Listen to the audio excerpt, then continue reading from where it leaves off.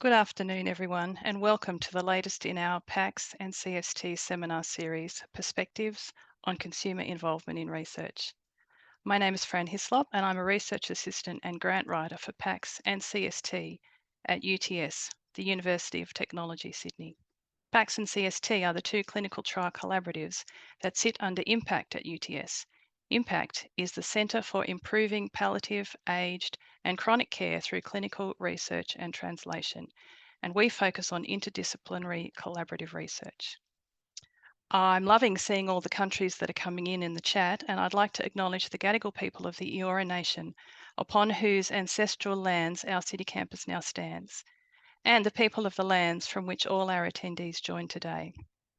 I would also like to pay respects to the elders, both past and present, acknowledging them as the traditional custodians of knowledge for this land, and to any Aboriginal and Torres Strait Islanders here with us today.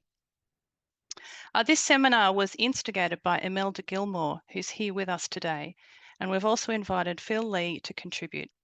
Imelda and Phil are both long-term members of our IMPACCT Consumer Advisory Committee and have significant experience and expertise, not only from lived experience of or supporting someone with ill health, but from involvement as consumers in research and other advocacy roles. We've also invited Domenica Disalvo, an early career researcher, to share her perspective. The aim of our seminar today is to engage and educate researchers on the value and impact of involving consumers in their work. In Australia, a consumer is specifically defined as anyone with personal experience of a health issue who may receive healthcare or advice, utilise healthcare services, or represent the views or interests of a consumer organisation or community. Consumers might be patients, their friends, families, carers or support people, or members of the general public. I'd like to acknowledge up front that consumer is not the term preferred by many, but it's the current word chosen by the NHMRC and the MRFF, so we'll use it for now.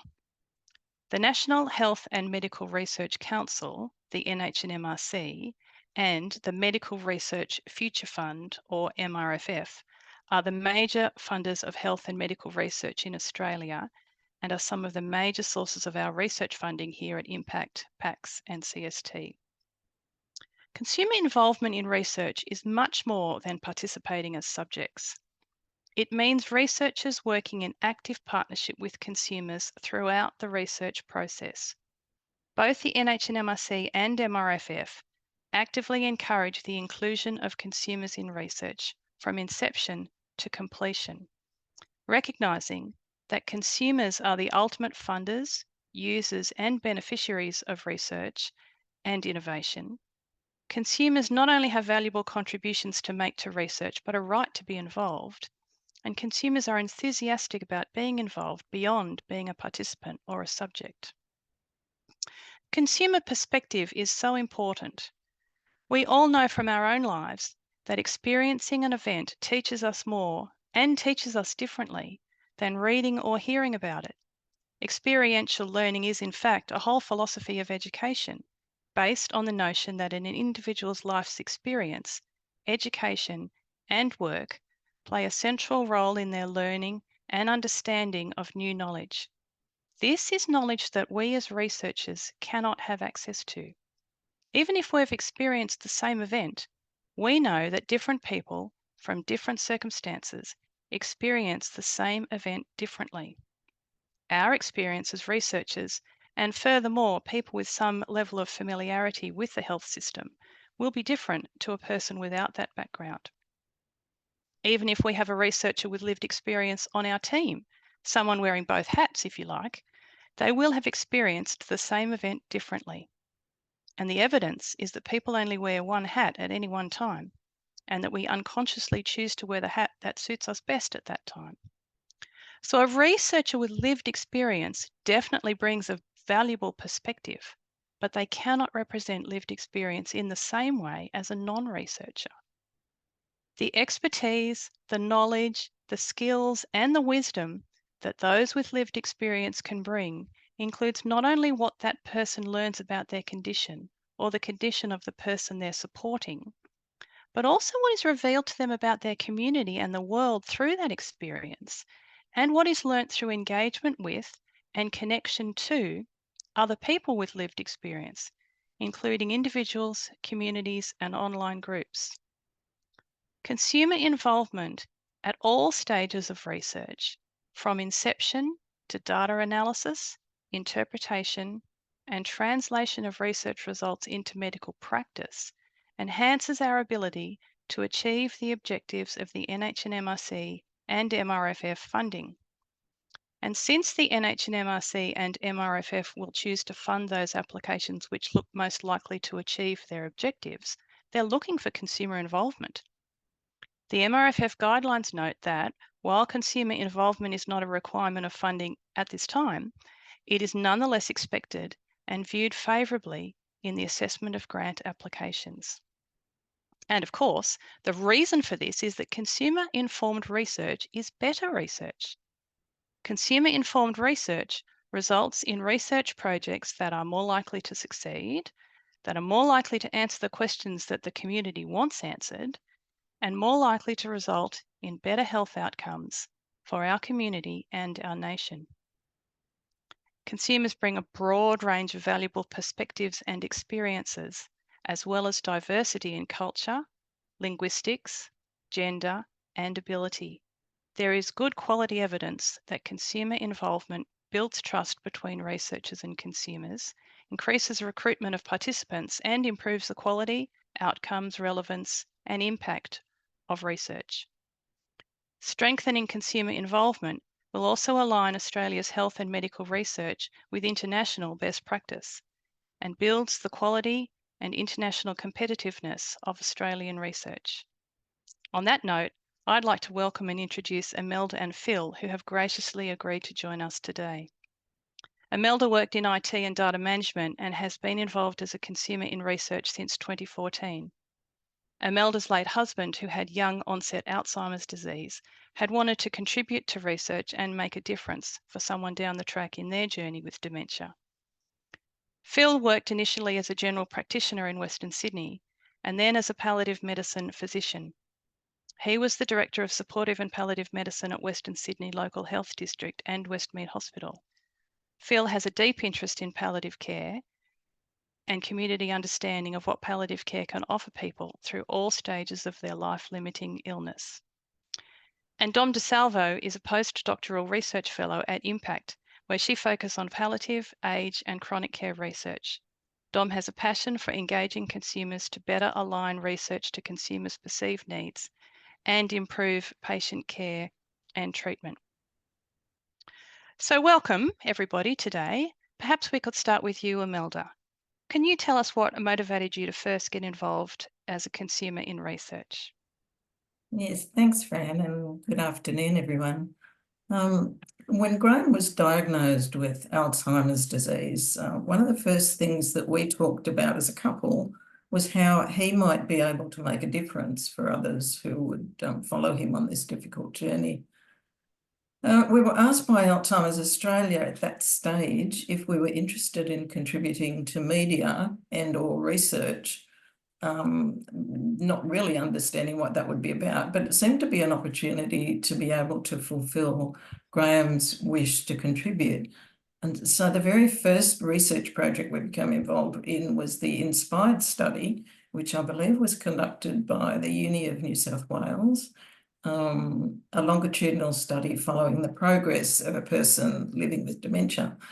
Then a couple of years later, I was invited to join the Consumer Advisory Group with IMPACCT for its very first year in 2014. And at that stage, I wasn't sure how my life experience would be of any use to researchers and whether I'd be able to even converse or collaborate with them, not having an academic background. And I really didn't know anything about research, but I dived in and the rest is history. And Phil, what was your motivation? As a palliative care physician, I wasn't someone who was heavily involved at all in research. As a palliative care physician, a lot of the patient journey is guided by the patient themselves, their family and their carers. And that was just so important in working out where you went with that patient. Once I was retired, I was very quickly approached to join the Western Sydney Consumer Group.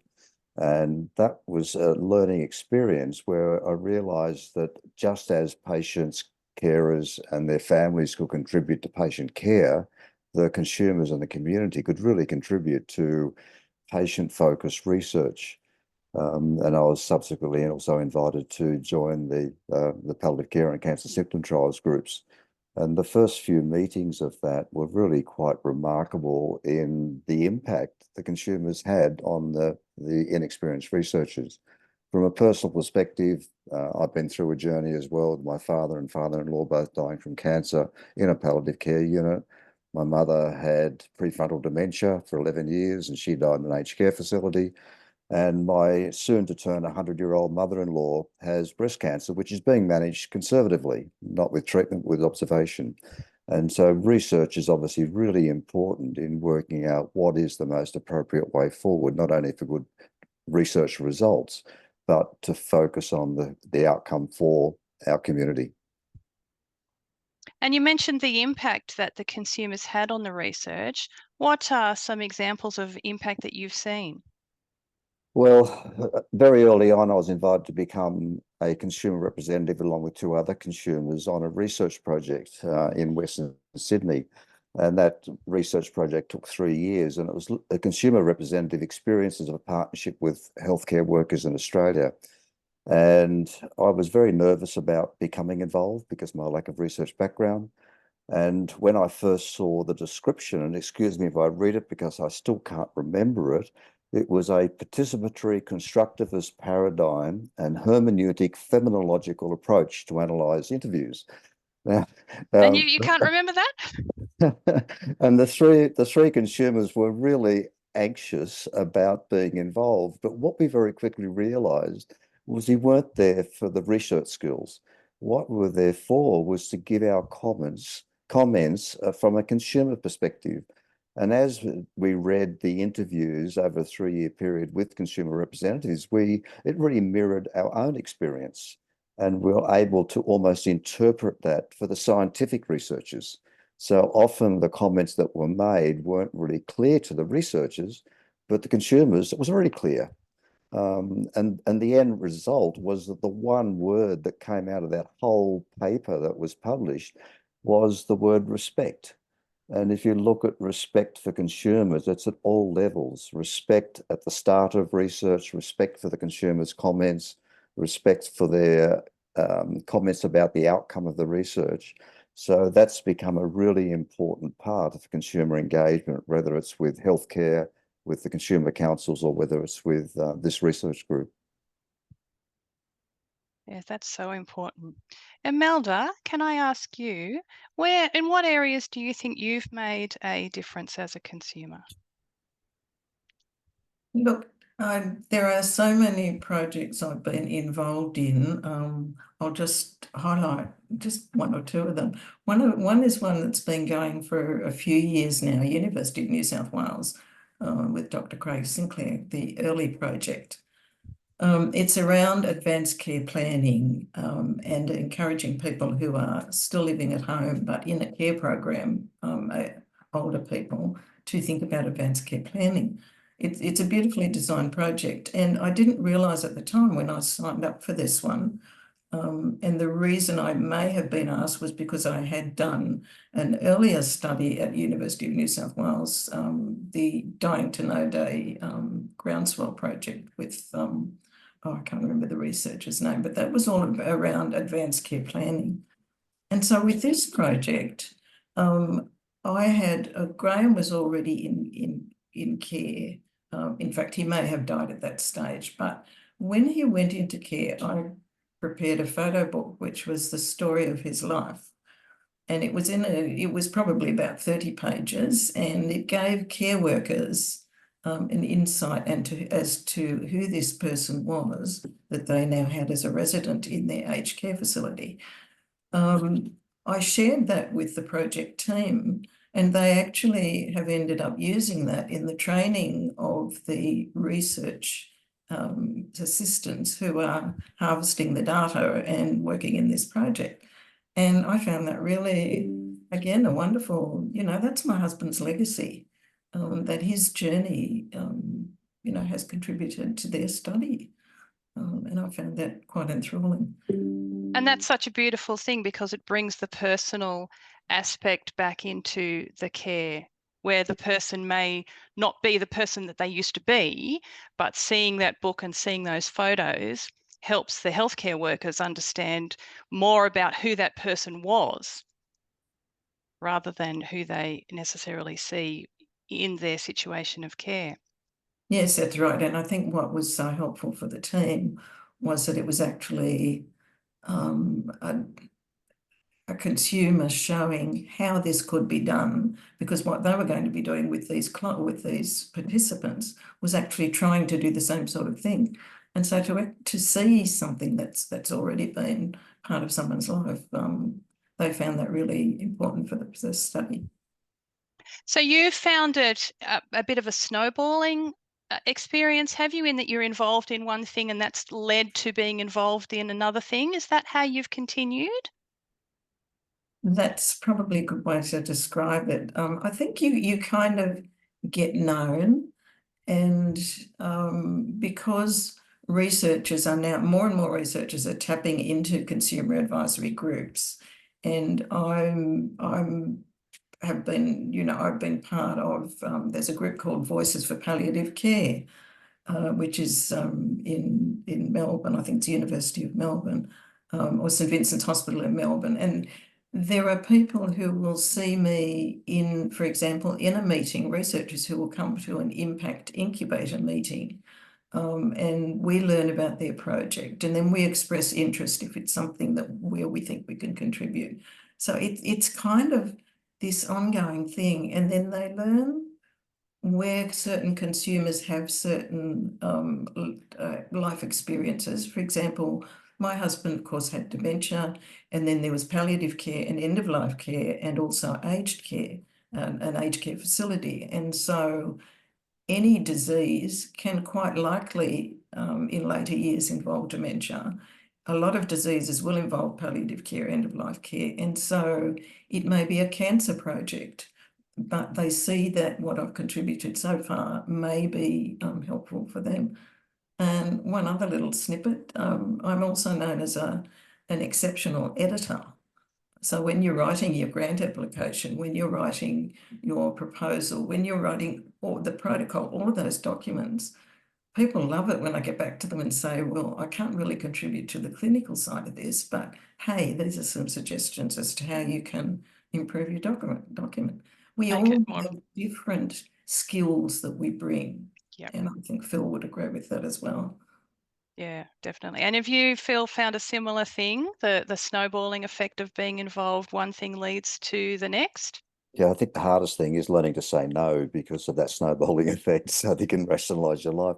But just carrying on from Imelda, the very first meeting I went to was an incubator meeting where 8 to 10 young researchers were presenting their research projects or ideas. And it was at a time that it was my first meeting, and there were quite a few others there where it was their first meeting. And I'm not sure who was more anxious, the Consumer Advisory Group or the researchers. But what we saw was enthusiasm from both sides, that once we started to give our opinions and we saw the joy from the researchers literally saying, we didn't think of that, that's wonderful, that the meeting just bubbled over with effectiveness. And that really fired me up to say, yes, this is something I want to do and to keep doing. And it's just gone on from there. So it's that really two-way interaction is just so positive. So I was just going to say, can you tell us a bit more about the incubators? But Rayanne's just popped something in the chat there. Can you tell us a bit more what happens at an incubator meeting? What's the purpose there? Well, I think the purpose is that someone comes up with a research idea and wants to speak to a larger group to see whether it's a good idea and to see whether they're focusing on the right pathway. And almost always people are very supportive of the research idea, but quite often say, look, maybe this different pathway is a better way for you to go. Not again that we're experts, but we're focusing on that outcome of the research. What's the benefit going to be for the community and for the researcher as well? Because there's nothing worse than doing a research project that has an outcome that really has no meaning. So you want the research to be able to turn around and feel that they've made a difference. And Imelda, led to that with the work that she did with her husband. That what she did with her husband's story had a huge outcome. And I don't know whether it's come from that work, but now with most palliative care units and the volunteer service, one of the things they do is to sit down with patients and families and help them write their biography. So that when the patient dies, the family's left with that biography. So this is a sort of way that the consumers can really contribute to a meaningful outcome that makes such a big difference to everyone's lives. And that's quite early involvement. You mentioned the young researchers come with a research idea. Yes. So that's quite early in the Yes. the process of research that the consumers are getting involved. Yes, it is. And I think it's part of the respect that if someone comes to the consumers with something that's already finished their planning and they just want someone to tick it off, that's almost an insult to the consumers. It's a real compliment to the consumers when we're engaged so early, that people are saying, we've got this idea, what do you think? Because that has to have positive outcomes rather than someone just coming and saying, I've started my research, this is the topic, can you approve it? This is what I'm going to do. Yeah, which is not respecting our involvement in the process.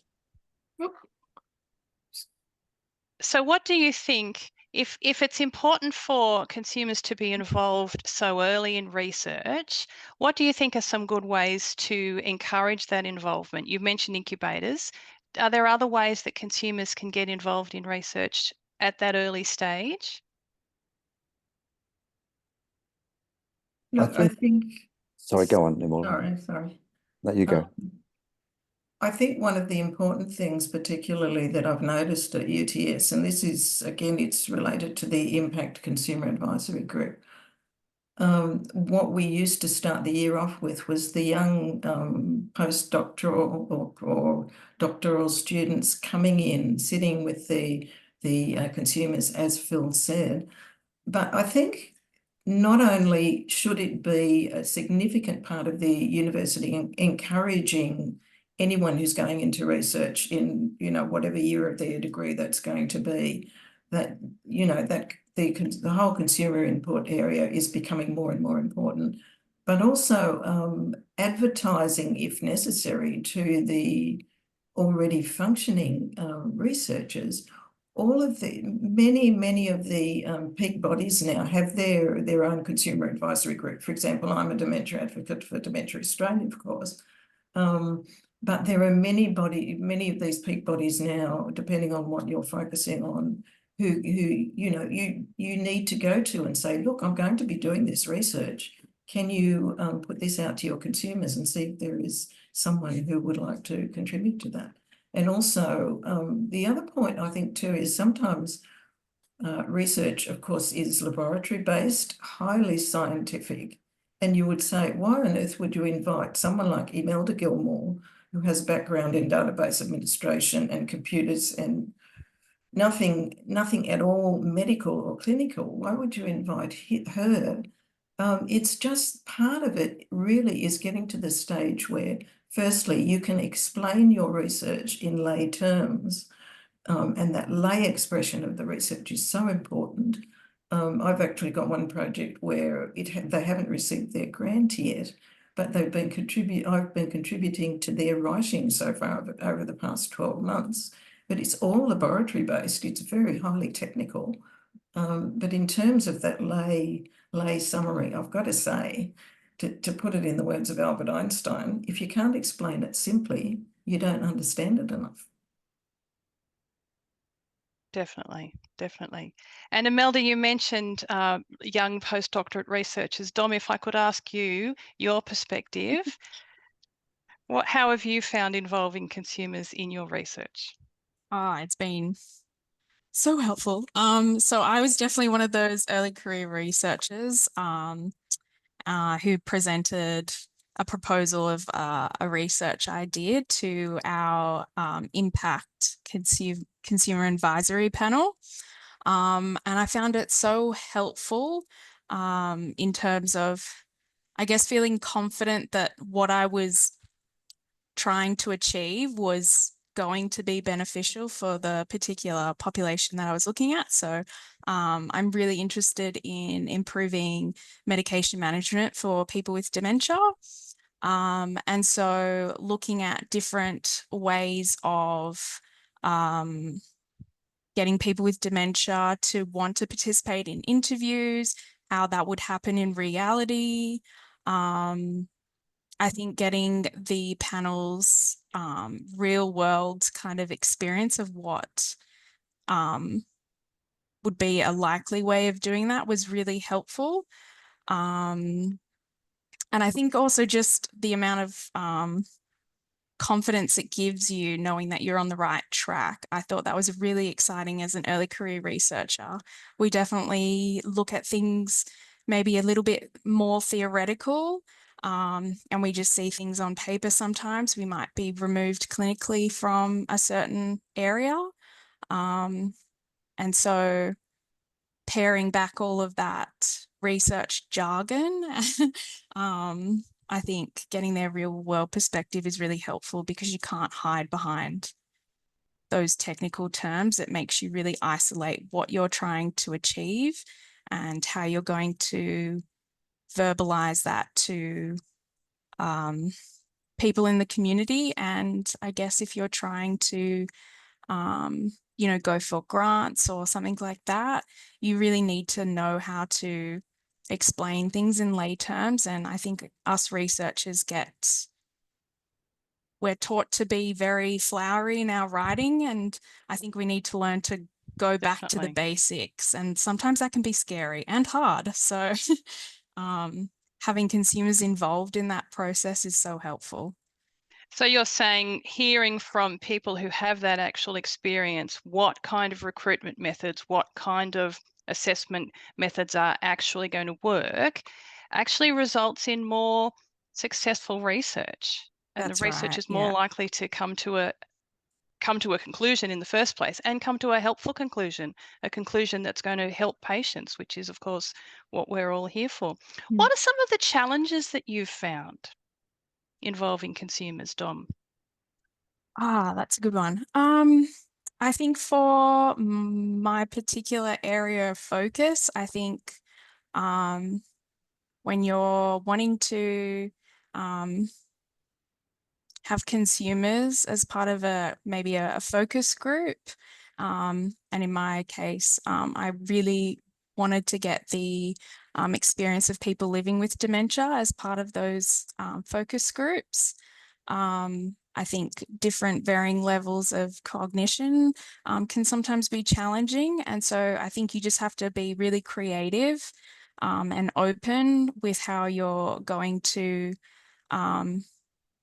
encourage collaboration. So for those who could verbalize and communicate, having them as part of the focus group was really, you know, straightforward, and it was fantastic.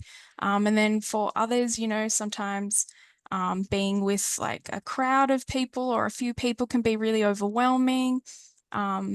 So having maybe a support person or a family member as part of the panel can be really helpful as just a supportive face.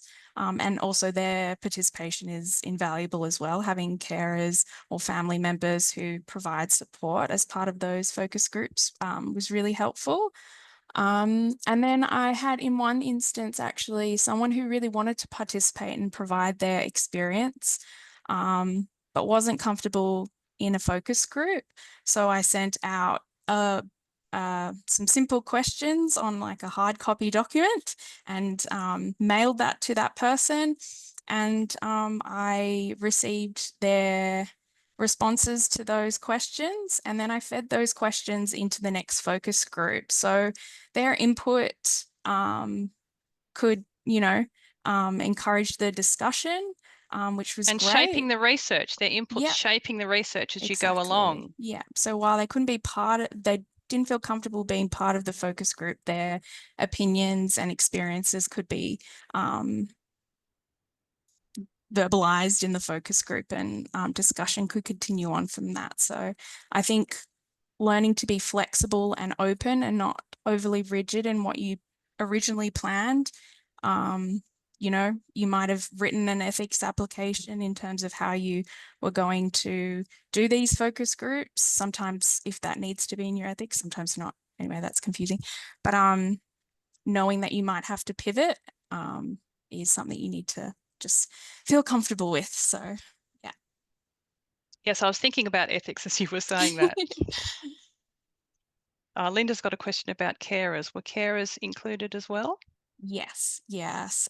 Especially, I think, you know, in community settings, having those support people or carers like Imelda, for instance, you know, being a support person for her husband, very much a part of care decision making, and I think, yeah, they're very invaluable to have as part of any discussions. And yeah, I guess it depends on what you're researching, but in the context of what I was looking at in terms of providing medication management support, their support people and family members were very much a part of that discussion and needed to be part of that discussion. So. Thanks, Dom.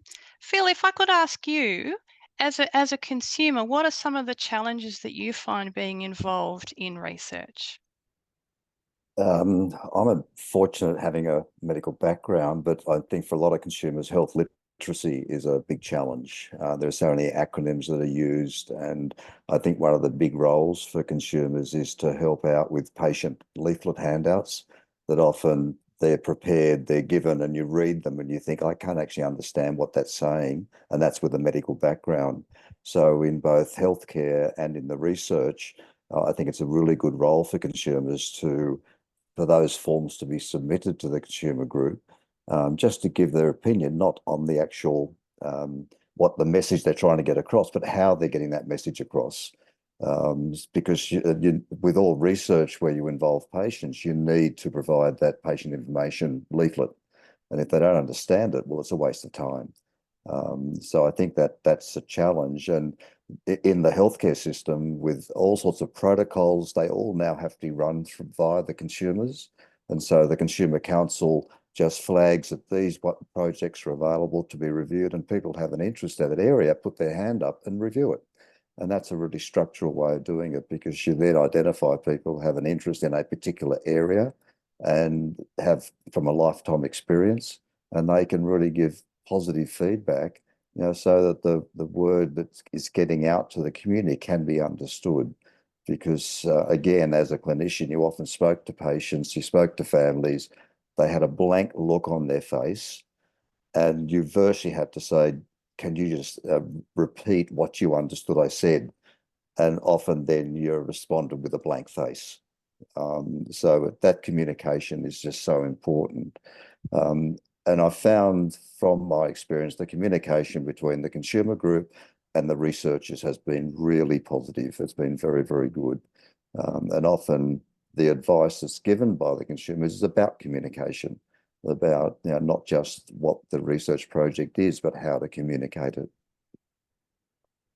So we've talked about consumers being involved in reviewing documentation like the information forms and leaflets and things for people to be involved. We've talked about consumers contributing to the direction and the research idea.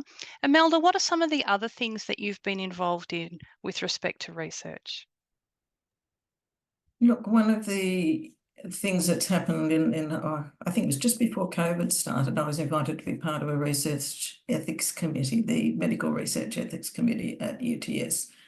And I've found that has so enriched my involvement with researchers as well, because I've now got this added insight into looking at a research project I've been invited to be involved in. And of course, often they're at the stage where they've been through all the ethics stuff anyway, but it just brings that added flavour to the way I can look at a research project.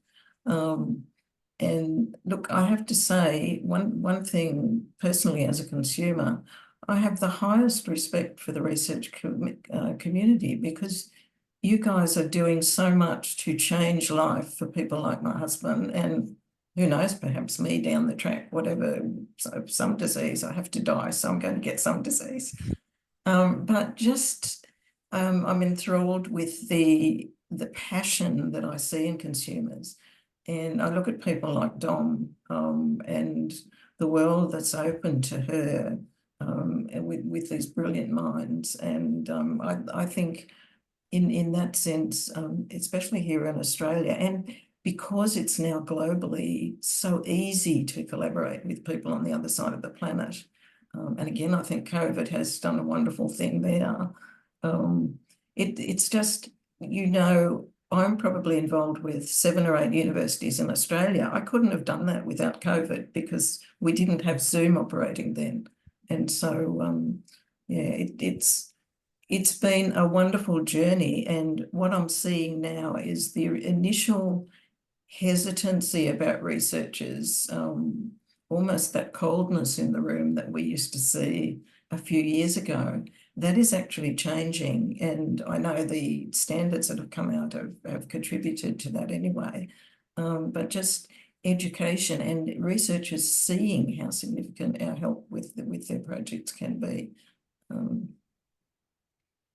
Yes, and seeing the difference that it makes is fantastic.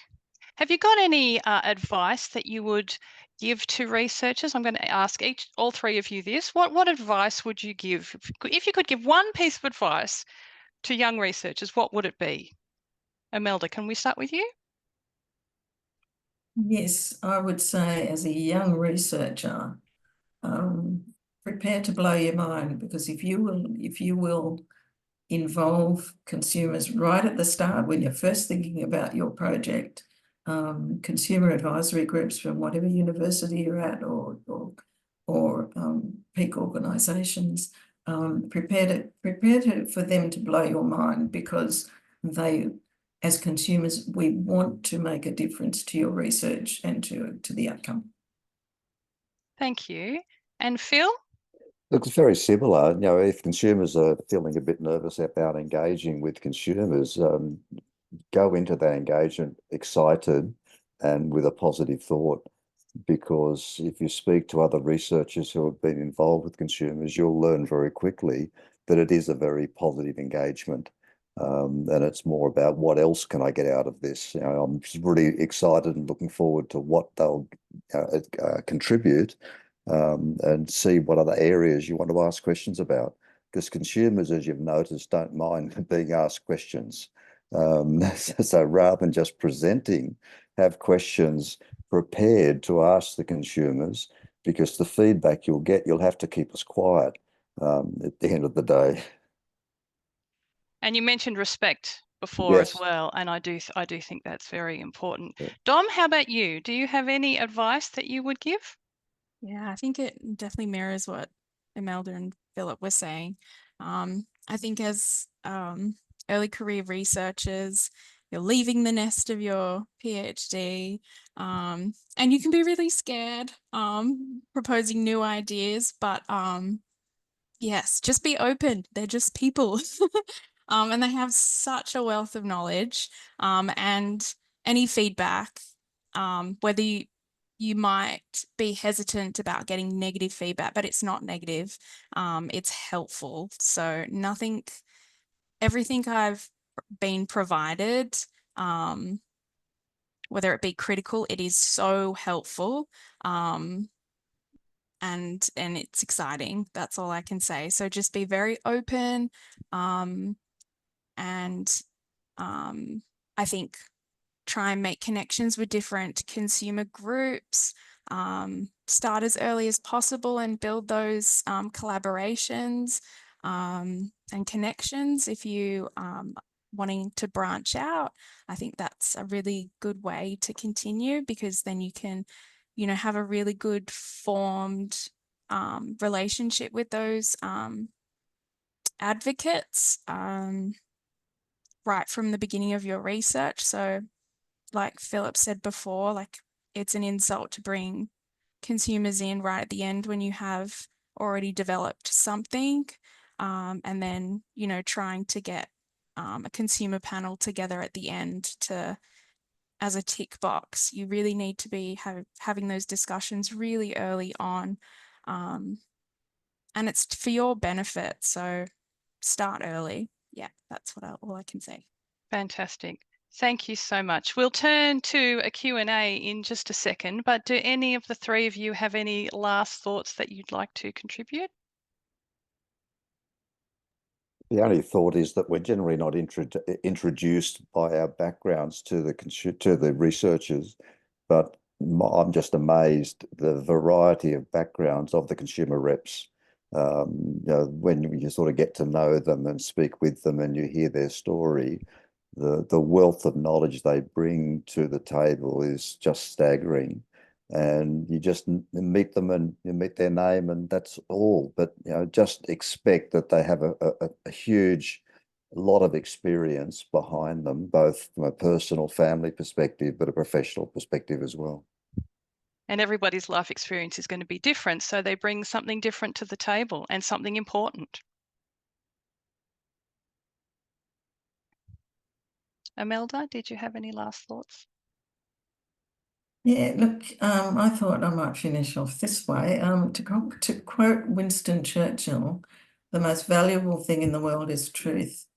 To quote Andrei Sakharov, who gave the Soviets the atomic bomb, the most powerful weapon in the world is truth. If you want to reach for truth in research, invite those people to collaborate with you who can tell you the human, lived out truth about what you're researching. If you do this, the logical consistency, the verifiability, and the relevance of the data you'll collect will have a richness of truth that without consumer involvement it would lack. Human research is about so much more than the clinical theory. When you allow consumers to join you in your passion, when you allow passionate consumers to fuel your passion, research will be the winner, researchers will be the winners, and ultimately human beings will be the winners. Thank you, Imelda. That really encapsulates everything we've been saying, doesn't it? That's fantastic. Thank you. Okay, I haven't been monitoring the chat. I'm just wondering if somebody wants to bring up any questions that may be particularly relevant to raise at this point. So we've got two questions in the chat now, Fran. One from Linda, directed at Philip. Philip, as a palliative care physician, were there challenges to transitioning to a consumer lens? Within the healthcare sector at Western Sydney, I think other people had more problems than I did. They still saw me as a clinician, and I had retired, and I said, no, I'm coming from a consumer perspective. And that has now rolled over, and they now respect me as a consumer rep. With IMPACT, it really hasn't been an issue. And I think that having been a palliative care physician has actually helped me in the journey. Because at times it's really helpful to have that clinical background to understand things a bit better, as long as I don't get too scientific with the research language. But no, I didn't find it was a major issue transitioning. I think it was a very positive thing to help me through the process. Thank you. Thank you, Philip. And there's another question in the chat from Vanessa. And I guess this is for both our consumers. How much time is, when you're asked to be part of a project, how much time is asked of you? And is it mainly via email, or do you attend research meetings as well? All right, Phil, you want me to go first? Look, usually when we get details of a project where someone is looking for a consumer, they fairly well outline, you know, there'll be meetings once a month. There'll be some reading you will need to do. You may be asked to join a steering committee. Look, it varies. And certainly the best gauge of what's going to happen is when you go to the first meeting, the first team meeting, and you talk about, everyone talks about what they'll be expecting of, how often the project sometimes it's once every 2 months or once every 3 months. There might be things like that, for example, that we're asked to do, to read some of the preliminary documentation that researchers are writing before they apply for the grant, or the protocol, or things like that. And so there can be more time involved than just, say, a 1 hourly meeting once a month. And it does vary, but very much the researchers have already thought about this. Hopefully, they seem to think about this before they start involving the consumers, which actually comes to another point about, compensation. And so think about how much time consumers are actually putting in, and then they don't have access to the sorts of technology and reading and that sort of stuff that you have if you're in an office. We're working in a different area. Sometimes we have travel expenses. And so when you see the little bits of compensation, remuneration, I don't know, call it what you like, but it's just a little value expression. We value the work that you're going to contribute. Ryan? So I actually had a question for Dom. So in my experience trying to engage with culturally and linguistically diverse consumers and communities, I find that the experiences that one individual has can vary quite dramatically to others. And so we can't say that having just one consumer on our group, in our investigative team, is sufficient to represent the views of the whole community. In your experience with dementia patients, did you feel that there was a lot of differences? I'm just trying to, can we put a number to how many people we should involve at the consumer level that would, I guess, satisfy you to a point where you feel like you've captured a very holistic view of that community or that population that you hope to improve outcomes for? Yeah, I think that's a really good question and really tricky. I think it can be really tricky to get a feel for the right number in terms of the different cultural backgrounds, or I think that's something I still need to work on. I do know for other projects where I've worked with like a co-design panel, it's very much that you need to have, I think our rule of thumb is you need to have a good combination. If you're having just say clinicians or experts from that clinical side, you need to have the same number of consumers. I think that works in that context. I think for culturally and linguistically diverse populations, I think that is something that can be harder to crack down on because there's so many different ways, but it's something you need to consider, especially if you want to implement an intervention in different communities or populations.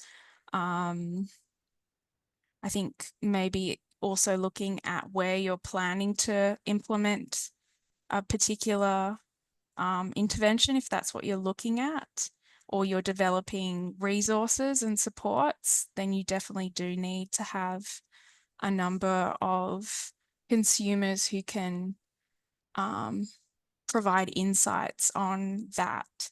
So I'm not sure what the number is per se, but it's definitely something that you need to think of at the beginning in terms of, will you be able to capture or provide support or an intervention or a resource that is helpful for a broader category of people. So yes, I think that's so a really Dom, good have you question. found you get to a point where speaking to more consumers, you're hearing you're hearing things that you've already heard, such that you feel that you've captured the gamut of opinions? Sounds like you haven't. I feel like there's I think it's really tricky to get every viewpoint but I think it's also making sure that it's relevant to the project you're trying to run. So just say it was for a very diverse population in Western Sydney, making sure that you're developing a toolkit. You want to make sure that you're capturing those high proportion of a culturally and linguistically diverse population in that context. Or if you're looking at something that you want to run in a rural or remote setting or something with a high population of people who are Aboriginal and Torres Strait Islander, that's something you need to consider and have somebody who can speak on that on your behalf on that particular experience. So I think it's making sure that what you're trying to develop, you're capturing the right voice. And I don't know that you can have everyone in the room, and I think that's a potential limitation, but you need to be thinking of all of that. So I think that's what I can say on that topic. And there's a question here, continuing in this theme from Peter. To your point, Rayanne, how many consumers are needed to claim sufficient representation? Was that question for me or for the panelists? I'm not sure. Can I just comment from a healthcare perspective? We found that the minimum number on a committees, and there are so many committees within the local health district, is 3.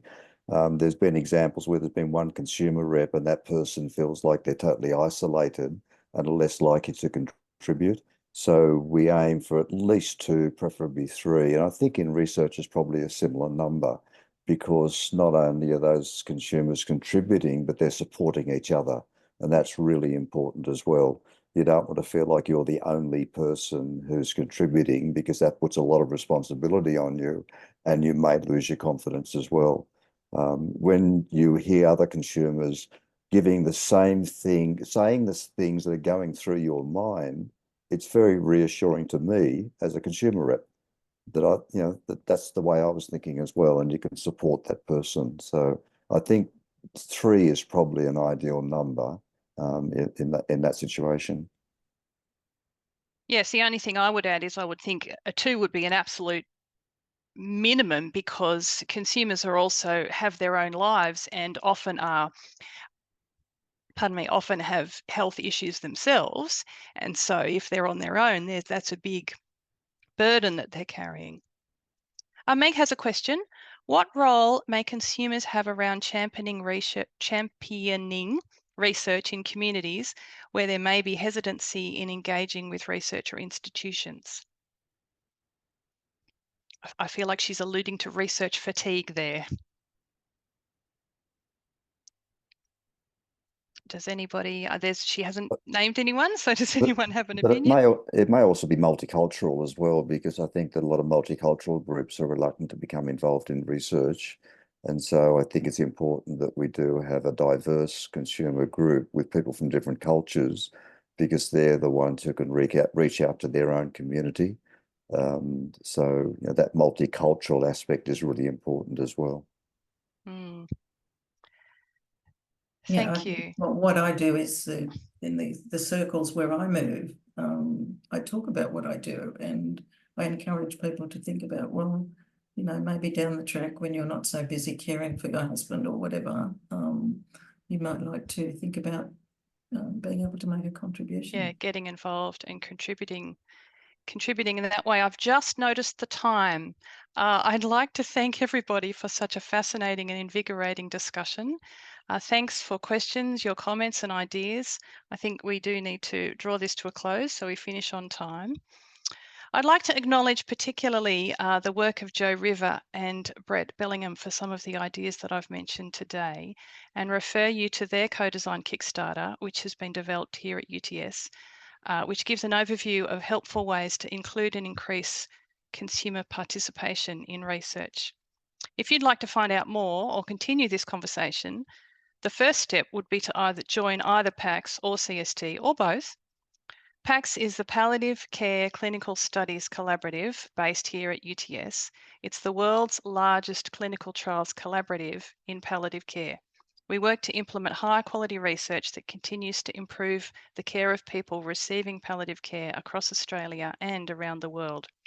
CST, or Cancer Symptom Trials, aims to research solutions for the unmet symptom management needs of the growing number of Australians living with cancer. And of course, we have an active consumer advisory group who are always keen to contribute to research and who are involved in our monthly incubator sessions, which have been mentioned already, which are online sessions where researchers can pitch their research ideas and receive specific and relevant feedback from consumers. Please don't hesitate to contact us at PaCCSC or CST if you'd like to find out more, or if you're interested in joining either or both of our collaboratives, either as a researcher or a consumer. Membership is free and comes with a host of benefits and support for you in your research. You can find out more at the links that Meg has posted in the chat. One of the benefits of PaCCSC and CST membership is a discounted admission to our researcher forum, which is in Sydney next March. The focus of our forum is exploring the scientific foundations that enhance the quality of care of people with cancer and other life-limiting illnesses. And we can continue the conversation around consumer involvement there. I'd like to extend our thanks of everyone here to Imelda, to Phil and to Dom. Thank you so much for joining us today and sharing your opinions, your perspectives and your expertise. It's been so valuable to hear from you and we really appreciate you taking the time to be with us today. And thanks to everyone who's joined us today. I hope you found this discussion interesting and informative, and I hope everyone has a lovely afternoon. Thank you all.